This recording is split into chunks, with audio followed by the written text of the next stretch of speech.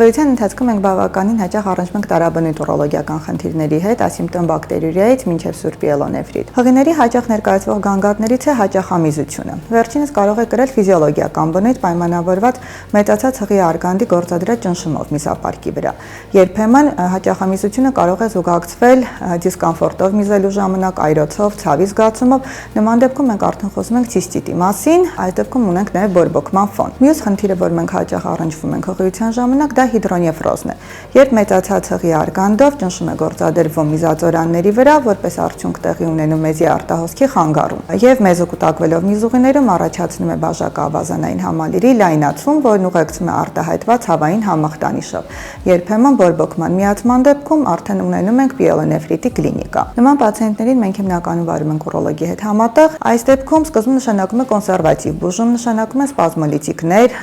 դիրքային վարժություններ մեզի արտահոսքը բարելավելու նպատակով, բակտերիալ ֆոնի առկայության դեպքում պրոֆիլակտիկ հակաբակտերիալ բուժում, բորբոքմանը կանխելու նպատակով,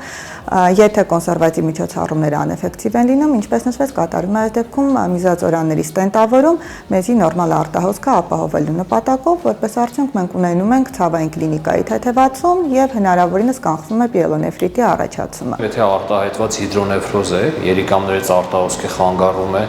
ունենք ցավային համախտանիշներ, ունենք ջերմության բարձրացում, ապա պետք է կատարել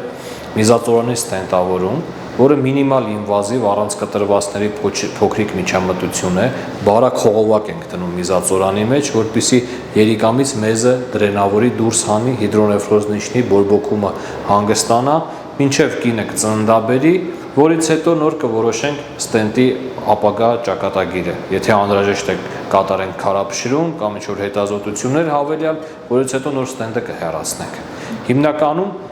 փոքր ինվազիվության, քիչ ինվազիվության, մինիմալ ինվազիվ գործողություն է միզածորանի ստենտավորումը, որը պտղին չի վնասում ոչնչով։ Բուժում չկատարելու դեպքում բնականաբար մենք արդեն կարող ենք ունենանք բավականին խնդիրներ նաև բալիկի համար, որովհետև այս դեպքում մենք ունենում ենք նախ առաջինը քրոնիկ բորբոքման օջախ օրգանիզմում, որը կարող է ներարգանդային ինֆեկցիայի առաջացման պատճառ դառնալ։ Բացի այդ, երբ մենք ունենում ենք կլինիկա բորբոքման, մասնավորապես սուր պիելոնեֆրիտի պատկեր, այս դեպքում բնականաբար առկա է արտահայտված ինտոքսիկացիա ամբողջ օրգանիզմում, որը բնականաբար նույնպես կարող է բացասական ազդեցություն ունենալ երեխայի համար, ընդհանուր մինչև պատճառ դառնալով վաղաժամ ծննդաբերության առաջացման։ Եթե հղիության ընթացքում հիդրոնեֆրոզը, որը բարդացել է երիկամի բորբոքմամբ,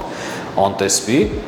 ընդհանուր մինչև երիկամի հեռացում կամ պտղի ներարգանդային կյանքին վտանգ սպառնացող իրավիճակներ կարող է առաջացնել։ Ուստի պետք չէ անտեսել այս խնդիրները, պետք է ճիշտ բժշկական խորհրդատվություն ստանալ եւ գտնվել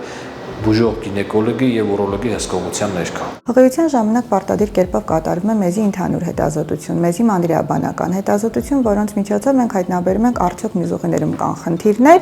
եթե կան, ապա ինչ խնդիրներ են եւ ինչ բուժման են ենթակա։ Մասնավորապես մեզի մանրէաբանական հետազոտության միջոցով մենք հայտնաբերում ենք միզուղիներում բակտերիաների առկայությունը, ընդ որում միզուղիներում կարող են լինել մեծ քանակությամբ բակտերիաներ, սակայն չունենանք բակտերիալ բորբոքման կլինիկա։ Նման դեպքում մենք խոսում ենք ասիմպտոմ բակտերիուրիայի մասին։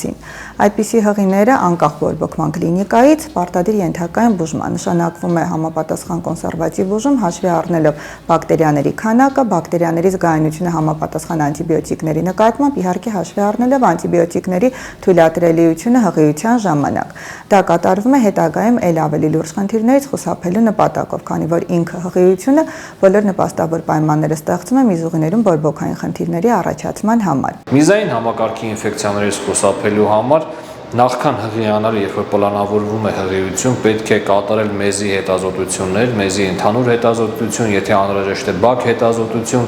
կատարել անտիբիոտիկոթերապիա, մաքրել մեզը, այսպես ասած, եւ հղիության ընթացքում պետք է պարբերաբար գտնվի հսկողության ներքո,